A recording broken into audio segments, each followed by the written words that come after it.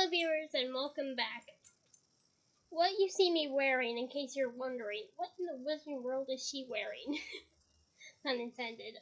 Is my own invisibility hood. Also, disclaimer, it's not Christmas yet, but I've been doing this faithfully every week since the first, as you likely know, so this is no exception. To all veterans and their families out there, in advance for tomorrow, happy Veterans Day. Now, and one more thing. In 4 days, yes, 4 days, it's hard to believe, it'll be 2 decades worth of magic from Harry Potter and the Chamber of Secrets. However, no, this does not mean you stop listening to Sorcerer's Stone. All the same, please enjoy Harry's Magical Christmas in Chapter 12, The Mirror of Erised.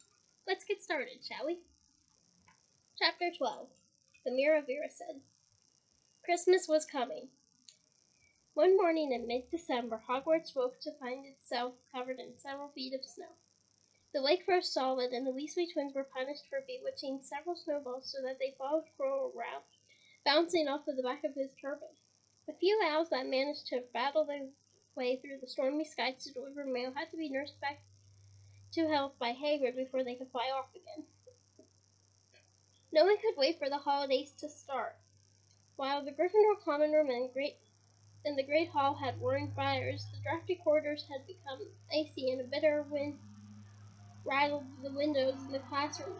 Worst of all were Professor Snape's classes down in the dungeons, where the red roamed in the midst before them, and they kept as close as possible to their hot cauldrons.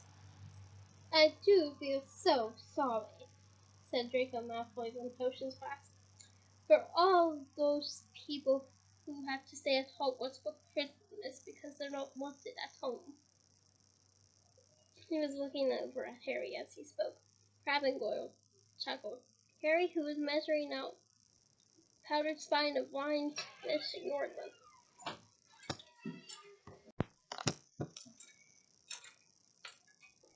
I don't remember where I last read, so I'm just going to give you this whole thing. Harry, who was measuring out powdered spine of wine fish, ignored them.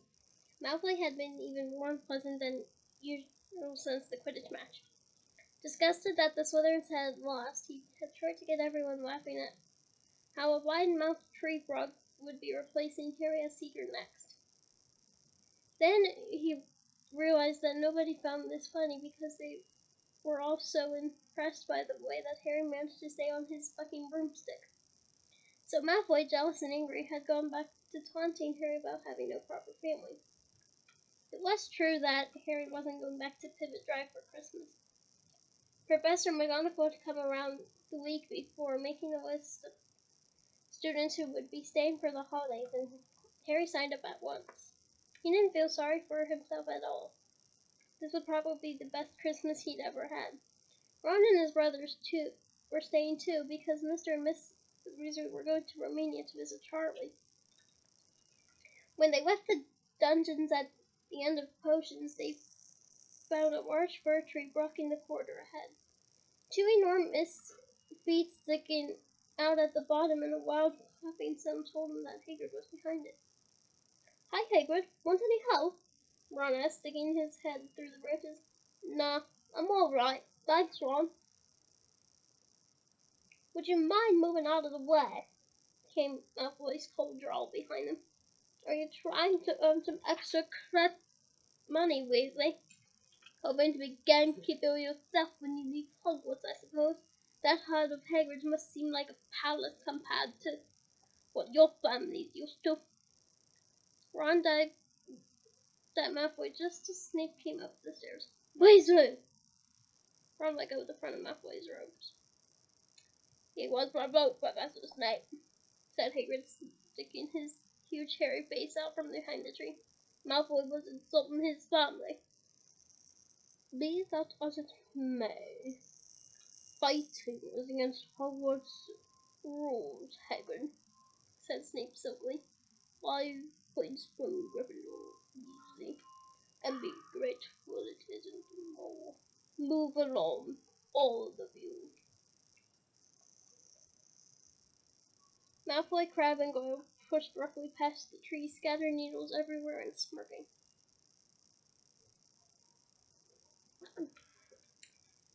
I'll get him, said Ron, grinding his teeth at Malfoy's back. One of these days I'll get him. I hate them both, said Harry. Malfoy and Snape. Come on, cheer up. It's nearly Christmas, said Hagrid. Tell you what, come with me and see the Great Hall. Looks a treat. So the three of them followed Hagrid and his tree off to the Great Hall, where Professor McGonagall and Professor Flitwick were busy with the Christmas decorations. Ah, Hagrid, the last tree. Put that in the far corner, would you? The hall looked spectacular. Festoons of holly and mistletoe were hung on the walls, and no less than 12 towering Christmas trees stood around the room. Some sparkling with tiny icicles, some glittering with hundreds of candles. How many days you will left until your holidays? Hagrid asked. Just one, said Hermione. And that reminds me, Harry, Ron, we've got half an hour before lunch. We should be in the library. Oh, yeah, you're right, said Ron, tearing his eyes away from Professor Flitwick, who had gold bubbles blossoming out of his wand and was trailing them over the branches of the new tree. The library, said Hagrid, following them out of the hole. Just before the holidays. But peeing, aren't you? Oh, we're not working, said Harry. Harry told him brightly. Ever since you mentioned Nicolas Flamel, we've been trying to find out who he is. You what? You what? Hagrid watched up. Listen here. I told you. Just drop it. It's nothing to you what that God's garden. But that dog's garden. We just want to know who Nicolas Flamel is, that's all, said Hermione. Unless you'd like to tell us and save us the trouble, Harry added. We must have been through hundreds of books already, and we can't find him anywhere. Just give us a hint.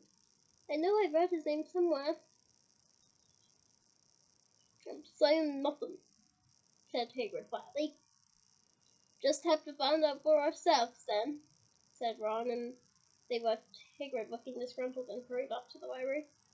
They had indeed been searching books for Flamel's name ever since Hagrid had read it, because how else were they going to find out what Snape was trying to steal? The trouble was, it was very hard to know where to begin, knowing what Flamel might have done to get himself into a book. He wasn't in great wizards of the 20th century, or notable magical names of our time. He was missing, too, from important modern magical discoveries and a study of recent developments in wizardry. I'd like to. I want those books in real life. Like, please. I think they'll be fascinating. Make note of that, JK, please. And then, of course, there was the sheer size of the library. Tens of thousands of books, thousands of shelves, hundreds of narrow rows.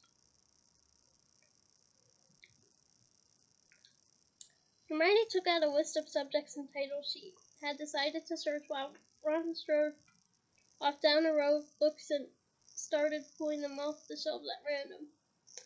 Harry wandered over to the restrictions section. He had been wondering for a while if Flamel wasn't somewhere in there. Unfortunately, you need a specially signed note from one of the teachers to get a good look in any of the restricted books, and he knew he'd never get one. These were books containing powerful dark magic never taught at Hogwarts, only read by older students studying advanced defense against the dark arts. What are you looking for, boy? Nothing, said Harry. Madam Pince, the librarian, brandished a feather duster at him. You'd better get out then. Go on, out. Wishing he'd been a bit quicker at thinking up some story, Harry left the library.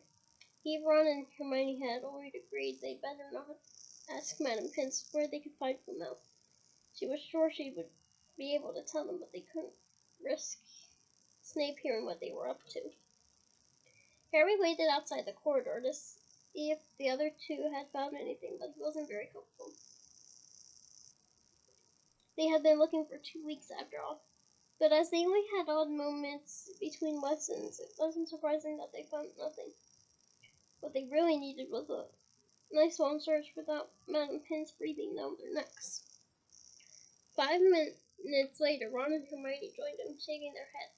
They went off to lunch. "You'll keep looking while I'm away, won't you?" said Hermione. "And send me a note if you find anything. And you could ask your parents if they know who Flamel is," said Ron. "It'd be safe to ask them." "Very safe, as they're both dentists," said Hermione.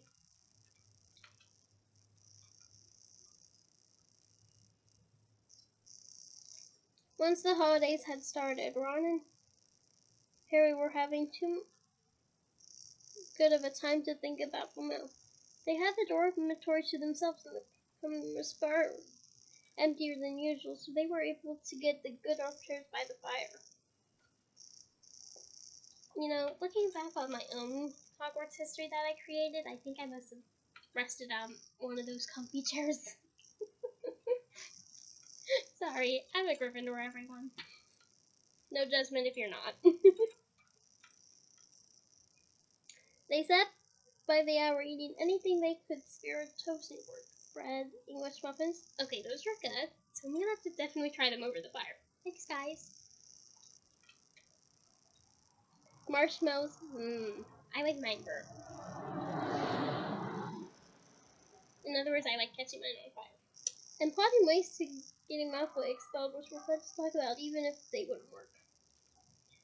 No, JK, I wish you elaborated on that, because it does make me think. Ron also started teaching Harry wizard chess. This was exactly like Muggle chess, except that the figures were alive, which made it a lot like directing troops in battle. Ron's set was very old and battered. Like everything else he owned, it had once belonged to someone else in his family. In this case, his grandfather. However, old chessmen weren't a drawback at all. Ron knew them so well that he never had trouble getting them to do what he wanted. Harry played with chessmen Miss Finnegan had lent him, and they didn't trust him at all. He wasn't a very good player yet, and they kept shouting different bits of advice at him, which was confusing. "Don't say me that! Can't you see his mind? Send him! We can afford to lose him!" On Christmas Eve, Harry went to bed not looking forward to the next day for the food and the fun, but not expecting any presents at all. When he woke early in the morning, however, the first thing he saw was a small package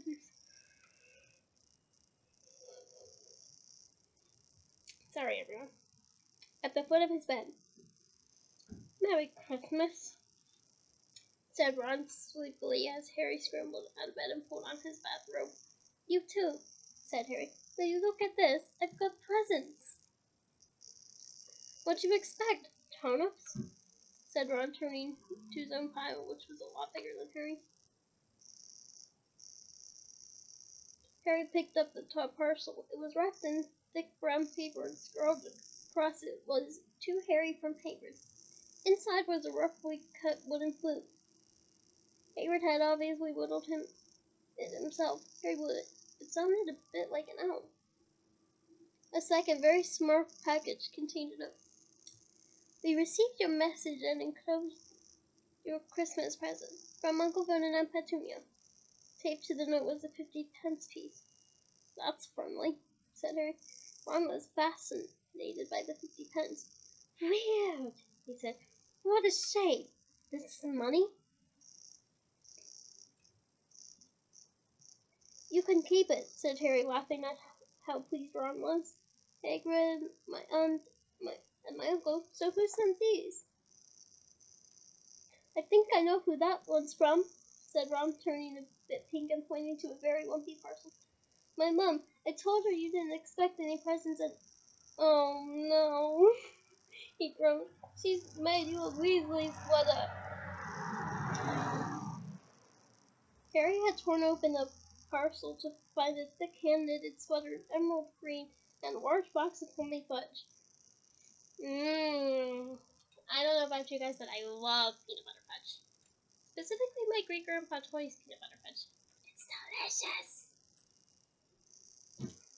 Every year she makes us a sweater, said Ron, unwrapping his own, and mine's always maroon.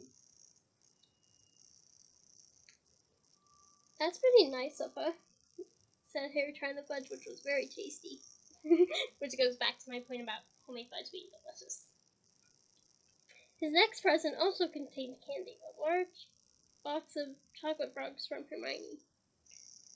This only left one parcel. Harry picked it up and felt it. It was very light. He unwrapped it.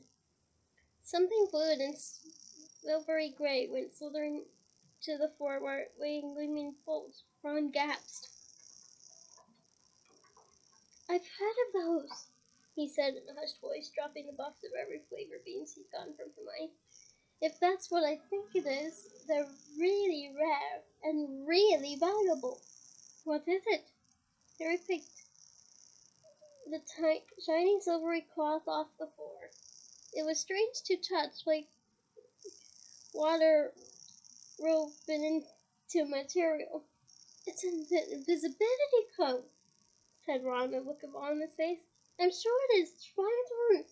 Harry threw the cloak around his shoulders and Ron gave a yell. It is! Look down! Harry looked down at his feet, but they were gone. He dashed to the mirror. Sure enough, his reflection looked back at him, just his head suspended in midair, his body completely invisible. He pulled the cloak over his head, and his reflection vanished completely. That's a note, said Ron suddenly. A note fell out of it. Harry pulled off the cloak and seized the letter. Written in narrow, loopy writing he had never seen before were the following words. Your father left this in my possession before he died. It is time it was returned to you. Use it well. A very Merry Christmas to you. There was no signature. Harry stared at the note. Ron was admiring the book. I'd give anything for one of these, he said. Anything. What's the matter? Nothing, said Harry. He felt very strange. Who had sent the cloak? Had it really once belonged to his father? Before he could say or think anything else, the dormitory was flung open and both Fred and George Weasley bounded in. Harry stuffed the cloak quickly out of sight. He didn't feel like sharing it with anyone else yet. Merry Christmas! Hey look, Harry's got a Weasley sweater too! Fred and George were wearing blue sweaters, one with a large yellow F on it, the other a G. Harry's is better than ours, though, said Fred, holding up Harry's one. She obviously makes more of an effort if you're not family. Okay, now I definitely want a Weasley sweater. Can anyone call, Joey Walters and have her knit me one?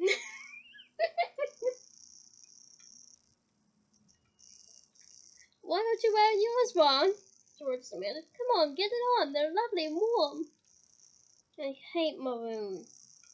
Ron moaned half-heartedly as he pulled it over his head. You haven't got a letter on yours, George observed. I suppose she thinks you don't forget your name, but we're not stupid. We know we're called Gred and Folge. What's all this noise?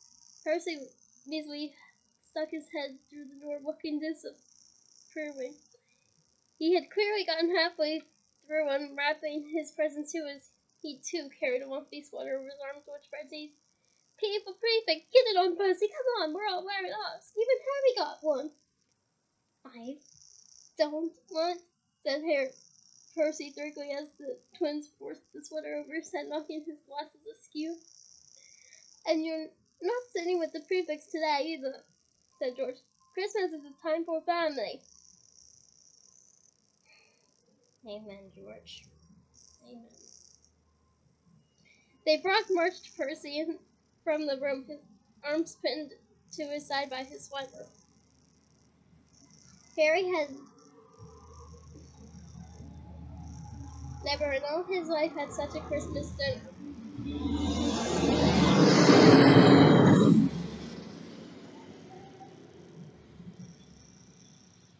A hundred fat roast turkeys, mound of roast and boiled potatoes, platters of chipolatas, trains of buttered peas, silver boats of thick, rich gravy.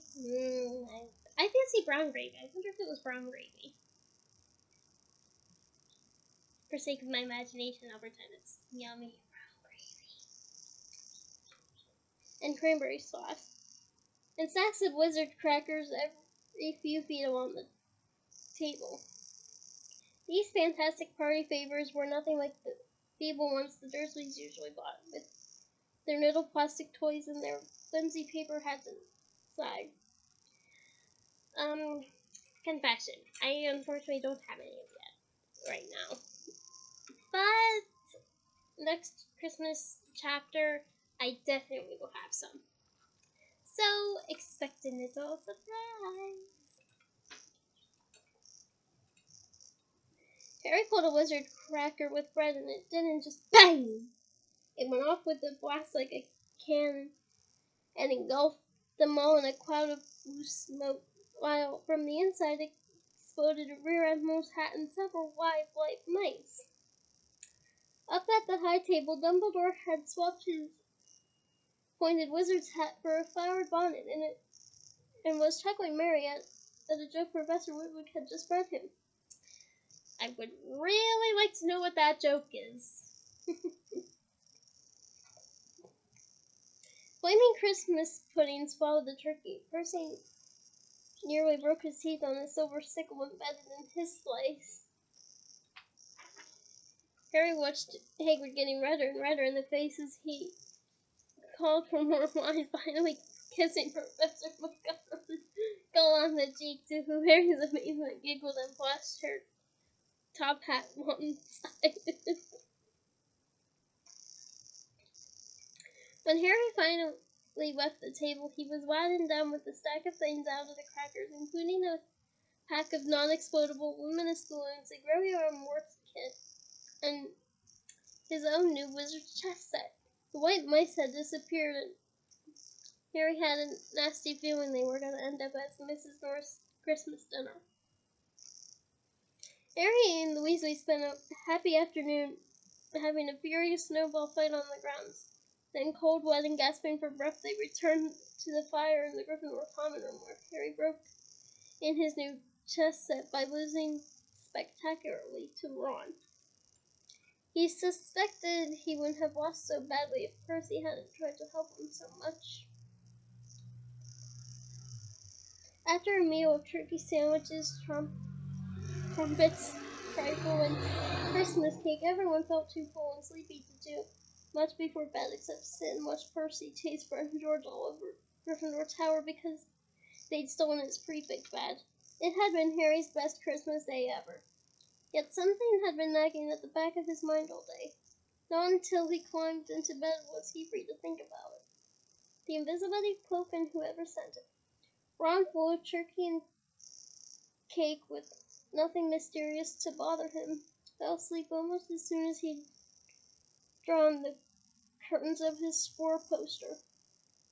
Harry leaned over to the side of his own bed and pulled the cloak out from under it. His father's. This had been his father's. He let the material flow over his hands, smoother than silk, light as air. Use it well, the note had said. He had to try it now. He slipped out of bed and wrapped the cloak around himself. Looking down at his legs, he only saw moonlight and shadows. It was a very funny feeling. Use it well. Suddenly, Harry felt wide awake. The whole of Hogwarts was open to him in this cloak. Excitement flooded through him as he stood there in the dark and silence. He could go anywhere in this, anywhere, and Filch would never know. Ron grunted in his sleep. Should Harry wake him? Something held him back. His father's cloak. He felt that this time, the first time he wanted to use it alone. He crept out of the dormitory, down the stairs, and crossed the common room and climbed through the portrait hole. Who's that? Squawked the fat lady. Harry said nothing. He walked quickly down the corridor. Where should he go? He stopped, his heart racing and thought. And then it came to it. The restricted section in the library. He'd be able to read as long as he liked, as long as it took to find out who Flamel was. He set off, drawing the invisibility cloak tight around him as he walked. The library was pitch black and very eerie. Harry would have linked a lamp to see his way along the rows of books. The lamp looked as if it were floating in midair, and though Harry could feel his arms supporting it, his leg gave him the creeps. The restriction section was right at the back of the library. Stepping carefully over the rope that separated these books from the rest of the library, he held up his lamps to read the titles.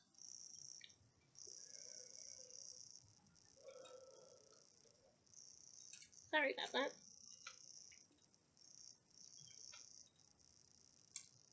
They didn't tell him much. Their peeling, faded gold letters spelled words in languages Harry couldn't understand. Some had no title at all. One book had a dark stain on it that looked horribly like blood. The hairs on the back of Harry's neck prickled. Maybe he was imagining it, maybe not, but he thought a faint whispering was coming from the books, as though they knew someone was there who shouldn't be. He had to start somewhere. Setting the lamp down carefully on the floor, he looked along the bottom shelf for an interesting-looking book. A large black and silver volume caught his eye. He pulled it out with difficulty because it was very heavy, and balancing it on his knee, let it fall open. A piercing, blood-curdling shriek split the silence. The book was screaming. Harry snapped it shut, but the shriek went on and on, one high, unbroken, ear-splitting note. He stumbled backward and knocked over his lamp, which went out at once. Panicking, he heard footsteps coming down from the corridor outside. Stuffing the shrieking book back on the shelf, he ran for it. He passed Filch in the doorway. Filch's pair of wild eyes looked straight through him, and Harry slipped under Filch's outstretched arm and streaked off up the corridor, the book shriek still ringing in his ears. He came to a sudden halt in front of a tall suit of armor.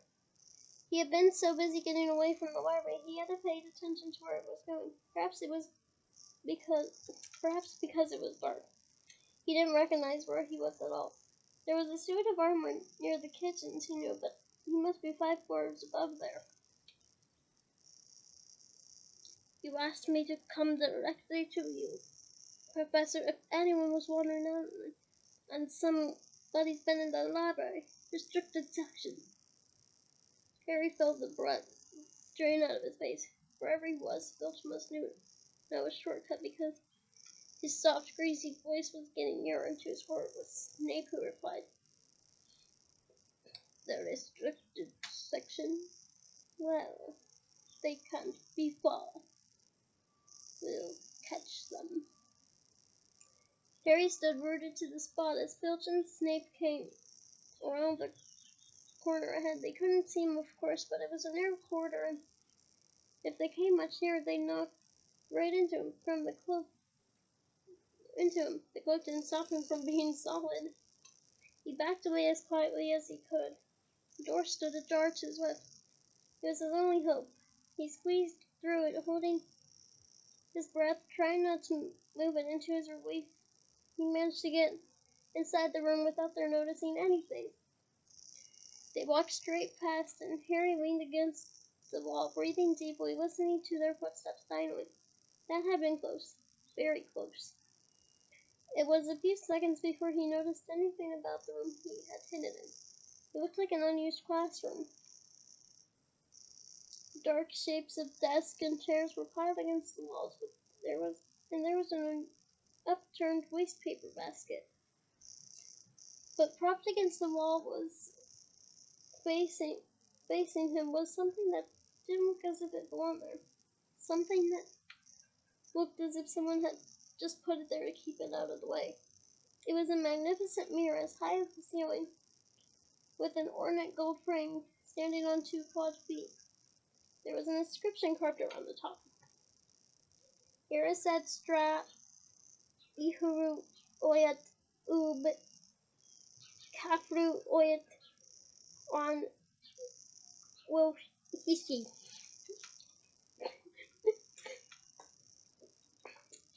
Which, if you know how to read backwards like I do, that is, I showed not your face, but your heart's desire. Bit of Potter trivia for you. His panic fading now that there was no sound of Felton's Snape, Harry moved nearer to the mirror, wanting to look at himself but see no reflection again. He stepped in front of it. He had to clap his hands to his mouth to stop himself from screaming. He whirled around. His heart was pounding far more furiously than the book had screamed, for he had not seen only himself in the mirror, but a whole crowd of people standing right behind him. But the room was empty. Breathing fast, he turned slowly to the back of the mirror. There he was, reflected in it, white and scared looking, and there, reflected behind him, there were at least 10 others. Harry looked over his shoulder, but still no one was there. Were they all invisible too? Was he in fact in a room full of invisible people, and this mirror's trick was that it reflected them, invisible or not? He looked in the mirror again. A woman standing right behind his reflection was smiling at him and waving. He reached out his hand and felt the air behind him. If she really was there, he'd touch her. Their reflections were so close together, but he only felt air. She and the others existed only in the mirror. She was a very pretty woman. She had dark red hair in her eyes. Her eyes are just like mine, Harry thought, edging a little closer to the glass. Bright green, exactly the same shade. But then he noticed that she was crying, smiling, but crying at the same time. The tall, thin, black-haired man standing next to her put his arm around her. He wore glasses, and his hair was very untidy. It snuck up at the back just as Harry did. Harry was standing so close to the mirror now that his nose was nearly touching that of his reflection. "Mum," he whispered. "Dad."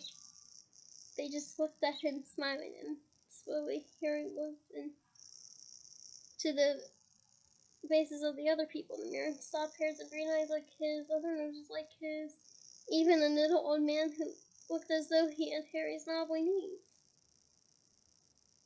Harry was looking at his family for the first time in his life. Okay, I'm sorry. That moment's just emotional for me, okay?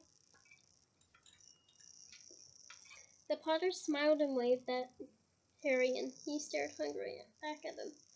His hands pressed flat against the grasses, though he was hoping to fall right through it and reach them. He had a powerful kind of ache inside, and perhaps joy had terrible sadness. How long he stood there, he didn't know. The reflections did not fade, and he looked and looked until a distant noise brought him back to his senses. He couldn't stay here. He had to find a way back to bed. He tore his eyes away from his mother's face, whispered, "I'll come back," and hurried from the room. "You could have woken me up," said Ron crossly. "You can come tonight. I'm going back. I want to show you the mirror." "I'd like to see your Mom and Dad," Ron said eagerly. "And I want to see all your family, all the Weasleys. You'll be able to show me your other brothers and everyone." "You can see money all the time," said Ron. "Just come around my house this summer. Anyway, maybe it only shows dead people. Time's about not fun for my though. Have some bacon or something. Why aren't you eating anything?" Harry couldn't eat. He had seen his parents and would be seeing them again tonight. He had almost forgotten about them now. It didn't seem very important anymore. Who cared what the three had done at the party? What it did matter is if Snape stole it, really. "Are you alright?" said Ron. "You look odd." What Harry feared most was that he might not be able to find the mirror room again. With Ron covered in the cloak too, they had to walk much more slowly the next night. They tried retracing Harry's route from the library, wandering around the dark passageways for nearly an hour. I'm freezing, said Ron. Let's forget and go back. No, Harry hissed. I know it's here somewhere. They passed the ghost of a tall witch gliding in the opposite direction, but saw no one else. Just as Ron started moaning that his feet were dead with cold, Harry spotted the suit of armor. It's here, just here, yes. They pushed the door open. Harry dropped the cloak from around his shoulders and ran to the mirror. There they were. His mother and father beamed at the sight of him. See? Said Harry whispered. I can't see anything. Look at them all. There are loads of them. I can only see you.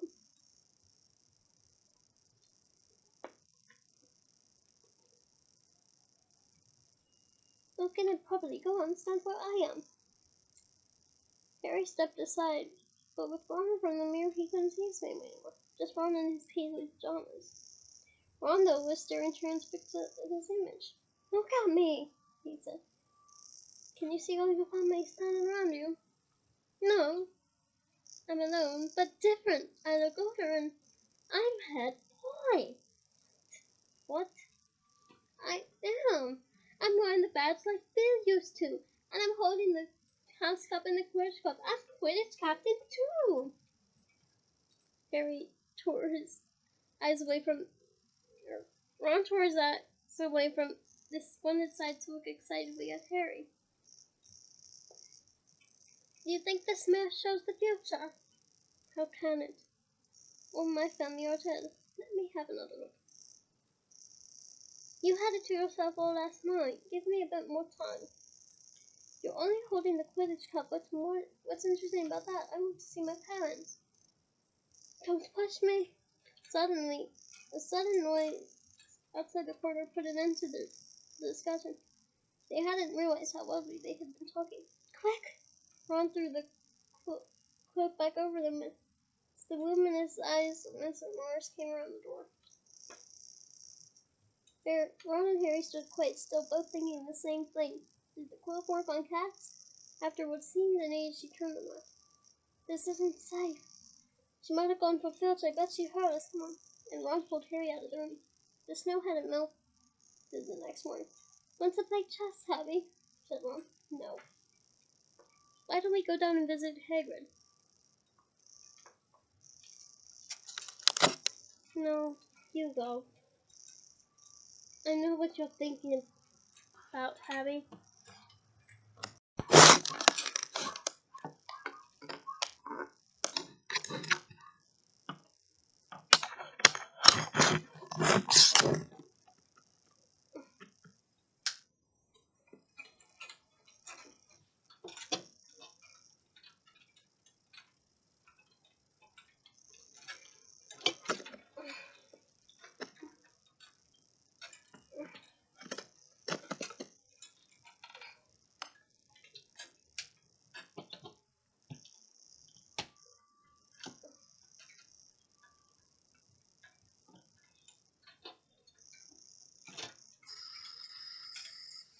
There we go.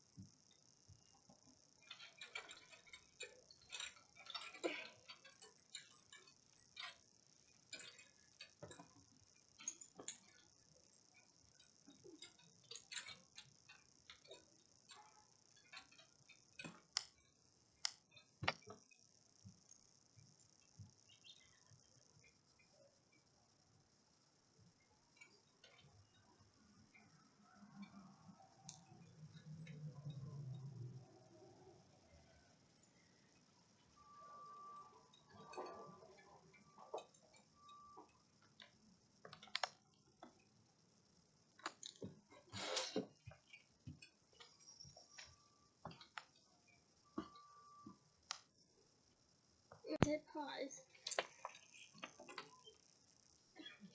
know what you're thinking about, Harry. That mirror. Don't go back tonight. Why not? I don't know. I just got a bad feeling about it. And anyway, you've had too many close shaves already. Philip, Snake, and Mrs. Norris are wandering around. So what if they can't see you? What if they walk into you? What if you knock something over? You sound like Hermione. I'm serious, Harry. Don't go. But Harry only had one thought in his head, which was to get back in front of the mirror, and Ron wasn't going to stop him. That third night, he found his way more quickly than before. He was walking so fast he knew he was making more noise than was wise, but he didn't mean it. And there were his mother and father smiling at him again, and one of his grandfathers nodding happily. Harry sank down to sit on the floor in front of the mirror. There was nothing to stop him from staying here all night with his family. Nothing at all. Except... So, back again, Harry. Harry felt as though his insides had turned to ice. He looked behind him. Sitting on one of the desks by the wall was none other than Albus Dumbledore. Harry must have walked straight past him, so desperate to get to the mirror he hadn't noticed him. I didn't see you, sir. Strange how nearsighted being invisible can make you, said Dumbledore, and Harry was relieved to see that he was smiling. So, said Dumbledore, slipping off the desk to sit on the floor with Harry. You, like hundreds before you, have discovered the delights of the Mirror of Erised. I didn't know that it was called that, sir. But I expect you realize by now what it does. That it's what shows me my family. And it showed your friend Ron himself as head boy. How did you know? I don't need a cloak to become invisible, said Dumbledore gently. Now, can you think of what the Mirrorverse shows us all? Harry shook his head. Let me explain. The happiest man on earth would be able to use the mirror set like a normal man. That is, he would look into it and see himself exactly as he is. Does that help? Harry thought. Then he said slowly, it shows us what we want. Whatever we want. Yes, and no, said Dumbledore quietly. It shows us nothing more or less than the deepest, most desperate desire of our hearts. You who have never known your family see them standing around you. While Weasley, who has always been overshadowed by his brothers, sees himself standing alone, the best of all of them. However, this mirror will give us neither knowledge nor truth. Men have wasted away before that, entranced by what they have seen. They've been driven mad, not knowing what to choose is real or even possible. The mirror will be moved to a new home tomorrow, Harry. And I ask that you not to go looking for it again. If ever you do run across it, you will not be prepared. It does not do to dwell on dreams and forget to live. Remember that. Now, why don't you put that admirable cloak back on and get off to bed? Harry stood up. Sir, Professor Dumbledore, can I ask you something? Obviously, you just done so, Dumbledore smiled. You may ask me one more thing, however. What do you see when you look into the mirror? I see myself holding a pair of thick woolen socks. Harry stared. One can never have enough socks, said Dumbledore. Another Christmas has come and gone, and I didn't get a single pair. People insist on giving me books. It was only when he was back in bed that it struck Harry that Dumbledore might have been quite truthful. But then he thought, as he shoved Scabbers off his pillow, it had been quite a personal question. And that is the end of Chapter 12. Join me next week for Chapter 13, Nicolas Flamel. Bye!